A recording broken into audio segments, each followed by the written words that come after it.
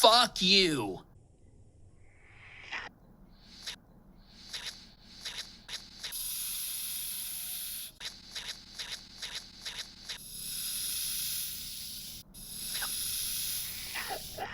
All you fucking cocksucking Jews, and fuck you. Well, there is clearly a coordinated counter-revolution underway. That's what is going on here. There is a revolution ongoing, which is what, if you watch the show, this is what I've been talking about. There is a silent revolution. You know, the revolution is not televised. It is quietly happening in the hearts and minds of the people across the country.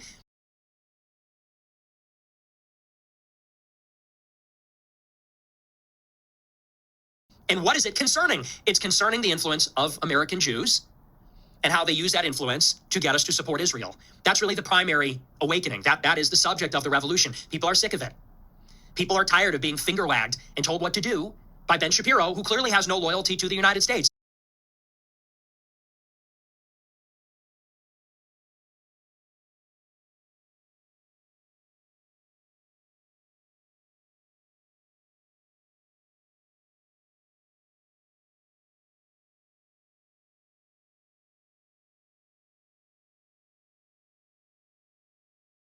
This is Hegelian science.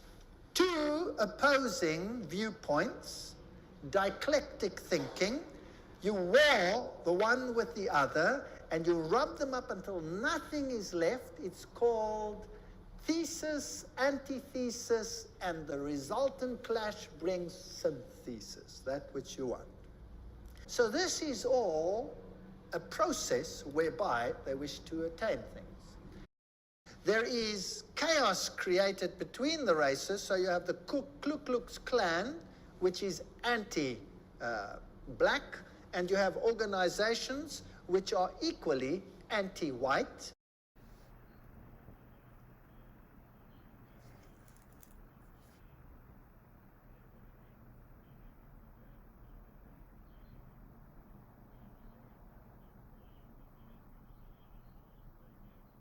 Well, Mr. Wizard, it says right here. Wait a minute, Mr. Wizard.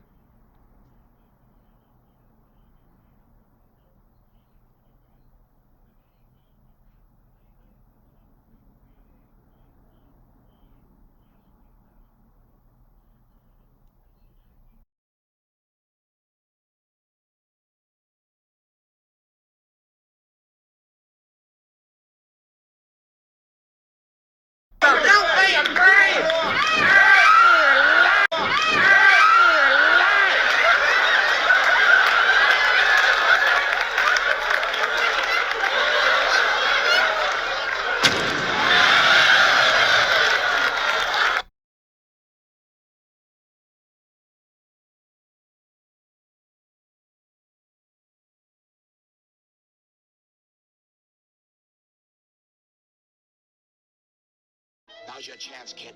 They'll listen to you now. You were born to be a leader. Go do it.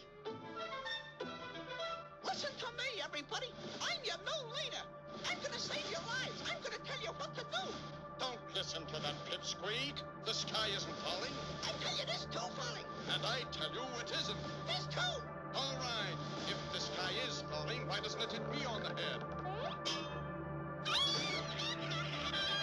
Chicken Little's right. What'll we do? Oh, Chicken Little, you've got to help us. Run to the cave. Oh, yeah. Yeah, that's it, to the cave. To the cave. Out the gate. Hurry, hurry, hurry.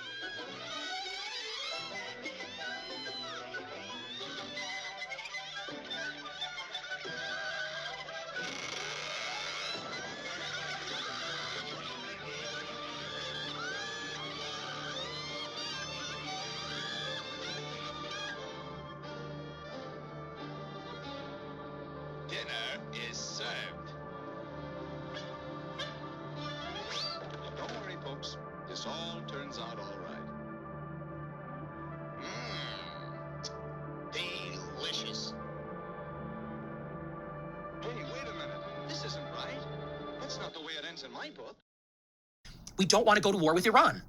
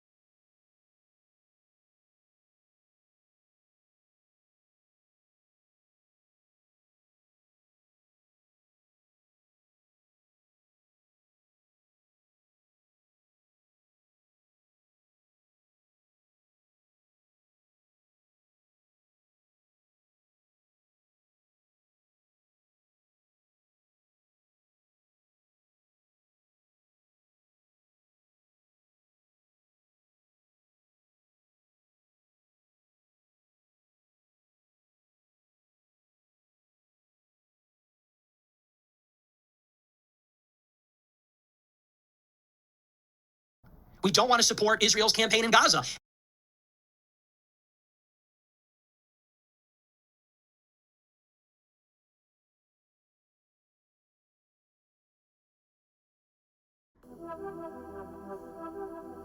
Meet the Hamas unit that doesn't fight external enemies. It fights anyone who dares to challenge Hamas's terrorism. With an estimated 1,000 members, the Arrow unit is part of Hamas's internal security apparatus and plays a central role in keeping the regime in power, not by defending borders, but by silencing voices from within. Their mission is clear: find opposition and crush it. In recent weeks, their actions have become more visible. Videos show masked terrorists arresting, beating, and even executing Palestinians on Gaza streets. Public executions in the streets instill fear that spreads through neighborhoods like wildfire. This brutal violence is recorded and circulated online as warnings. Speak out and you will be next. The October 7th massacre showed the world Hamas's ability to plan and execute mass murder. But that same structure of control, discipline, and violence is turned inwards against Palestinians in Gaza. The world has seen how Hamas murders Israelis. Now it's seeing how Hamas also murders Palestinians, just for daring to speak out. The Arrow unit is not a security force. It is a weapon of internal control, a tool of terror used to keep Hamas in power at the cost of its own people's lives.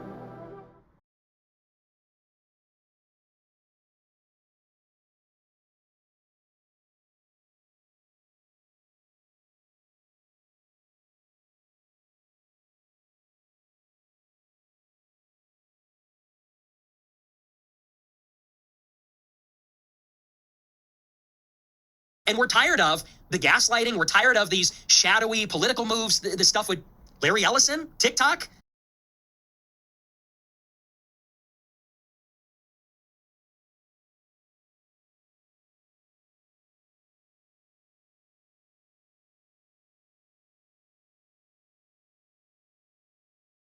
The Jesuits, again, formed and created Freemasonry.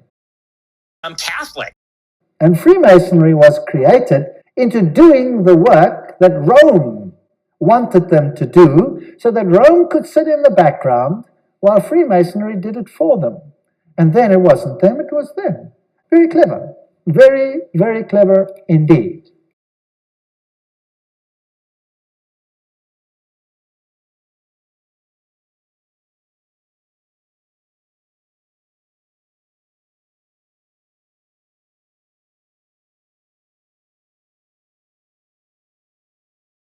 Now, if you're a major strategist, you don't want anyone to know that you are pulling the strings. So you are always behind the scenes, and you will have your front men. And the front men that they introduce, of course, are the Jews. They love using the Jews and term it Zionism. But these are papal court Jews. These are not Jews in the sense as we would understand from the Bible. Now, after World War II, during September 1957, Pope John the 23rd gave Jesuit theater a broader horizon with his encyclical Miranda Prostus. And this is what he wrote. Men must be brought into closer communion with one another. They must become socially minded. Have you heard of social doctrine? Their technical arts, cinema, sound, broadcasting, and television can achieve this aim far more easily than the printed word. The Catholic Church is keenly desirous that these means be converted to the spreading and advancement of everything that can be truly called good. Embracing, as she does, the whole of human society within the orbit of her divinely appointed mission, she is directly concerned with the fostering of civilization amongst all peoples. So here is a move to embrace all of humanity. That means all of humanity must receive the same mindset. John the 23rd urged that pious national films reviewing offices be entrusted to men who are experienced in cinema. At the same time, we urge that the faithful, and particularly those who are militant in the cause of Catholic action, and added there, that must be the Jesuits and their protege. They are the ones. Be suitably instructed so that they may appreciate the need for giving these officers their willing, united, and effective support. In 1964, Pope Paul VI amplified this encyclical, Miranda Prausus, with the decree Inter Mirifica amongst the wonders. And what he said is stunning. He said, quote, "It is the church's birthright to use," please note, to use and own the press, the cinema, the radio, television, and others of like nature. That must include the internet. So how much of the media world does it control? Do they want to control? Own and control. All of it. All of it. Then he cited a special responsibility for the proper use of the means of social communication, which rests on journalists, writers, actors, designers, producers, exhibitors, distributors, operators, sellers, critics. So even that which you hear about that which is done by them will be done by them, so the critics will be either on this side or that side of the spectrum, using Hegelian dialectic to so confuse you that you don't know whether you're Arthur or Martha at the end of the day. So it is the church's birthright not only to own, but to control all media, all social media.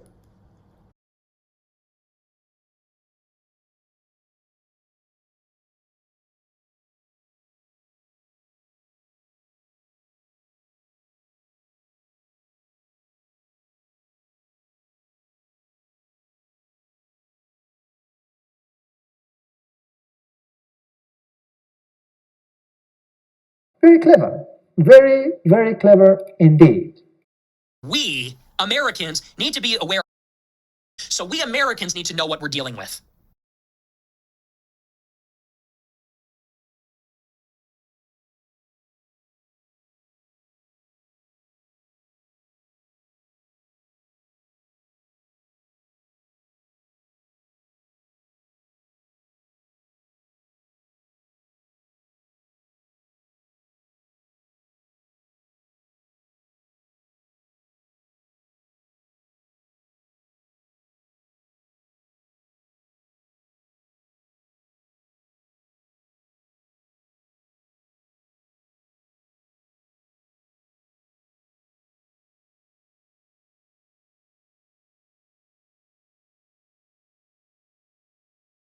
The country is broke. The country's broke. It's because I'm telling the truth, and I'm the only one doing it, and I have the balls to do it, and I'm the only one that's done it in the face of everything, sacrificed almost everything, almost my life. Listen to me, everybody. I'm your new leader. I'm gonna save your lives. I'm gonna tell you what to do. We get our focus right again. Where is the enemy? It's very important to know where is the enemy. Isn't that correct? We must understand the enemy. We must understand how he thinks. Otherwise, we can get confused in all these side issues. So let's go back to basics. The only people in the world, writes Pat Shannon, who's journalist at large, says, it seems, who believe in conspiracy theory of history are those of us who have studied it. Then he talks about Franklin Roosevelt might have, exaggerated. And then he refers to Carroll Quigley, who was the Jesuit schoolmaster, if you like, of American presidents from Georgetown University. He was Bill Clinton's favorite professor at Georgetown. And he boldly admitted in his Tragedy and Hope that the multitudes were already under the control of a small but powerful group bent on world domination. And Quigley himself was part of that group. Basics. A small group is in control of what's happening in the world, and he is part of that group. So he's basically telling us the Jesuits are in control of the world because he himself is a Jesuit. That's what he's saying. So if I look at the news and I look at the Middle East and I look at the war on terror and all the issues that revolve around it, and the economic collapse, and all of these fearful things coming upon the world, and catastrophes, then, according to this, someone behind the scenes is in control. And if I read my Bible, and I read the book of Daniel, and I try to understand the prophecies, and then I read another good book dealing with the issues of the end time, a book called The Great Controversy, and I try and find how much is written in there about the conflict between Rome and the final message, the three angels' messages, then I will find that probably 90% of the prophecies deal with that issue. Paul deals with it, doesn't he? Talks about the man of sin who sits in the temple of God, pretending that he is God. And then he talks about all of those issues. And Daniel speaks about the little horn power. And the Great Controversy speaks about all of these issues and the confrontation that will take place. And we're looking everywhere except there. What's the matter with us? So this is what he said. Now, let's ask him to give us a little bit more insight, because if he was Bill Clinton's favorite professor,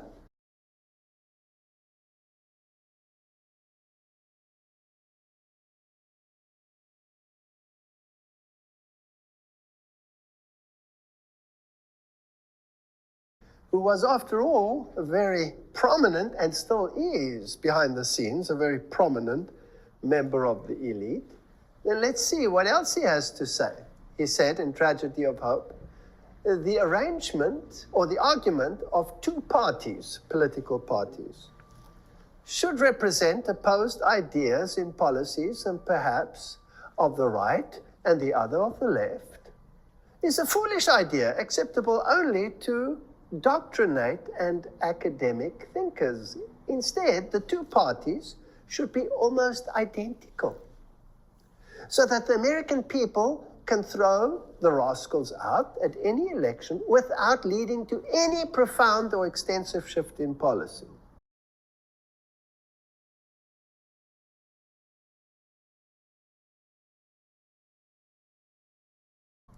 The policies that are vital and necessary for America are no longer subjects of significant disagreement, but are disputable only in details of procedure, priority, or method. So he's saying, it doesn't matter what party you vote for, the policy is going to be exactly the same.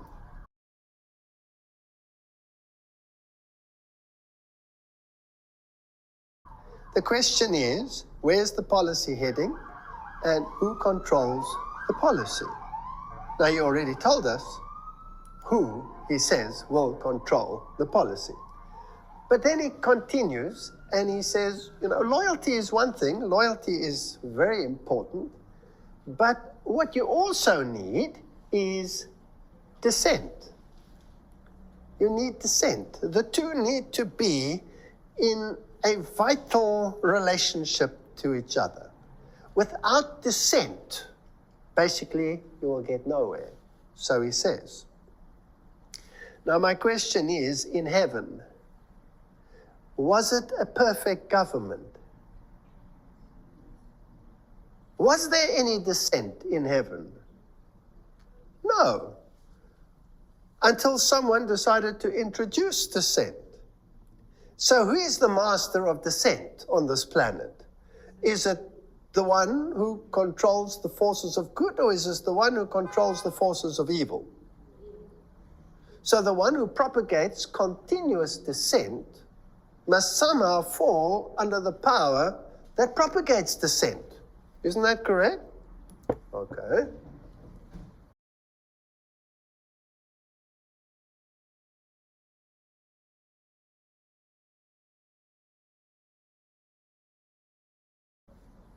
What the seal of the United States of America represents to anyone who takes it seriously is a ministry of sin.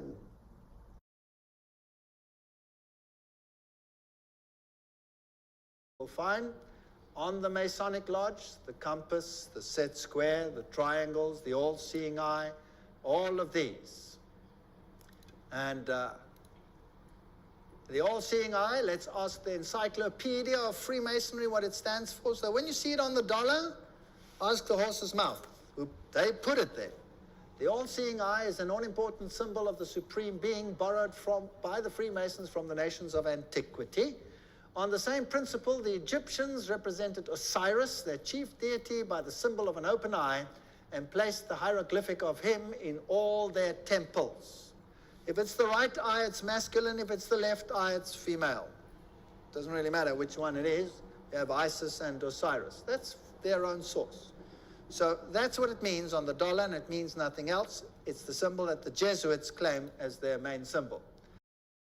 The Jesuits, again, formed and created Freemasonry.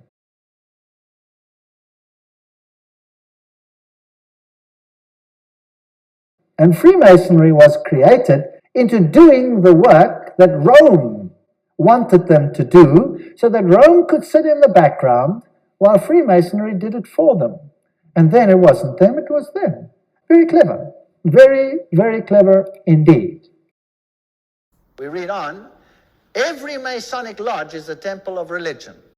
My religion is Christianity. Here, Morals and Dogma says it is a temple of religion. And its teachings are instructions in religion. So who's the god of Freemasonry? Lucifer. Lucifer is just one of many names used for the devil, like Satan and the beast. I was never insincere, and I don't think I was ever deliberately trying to do anything other than tell the truth.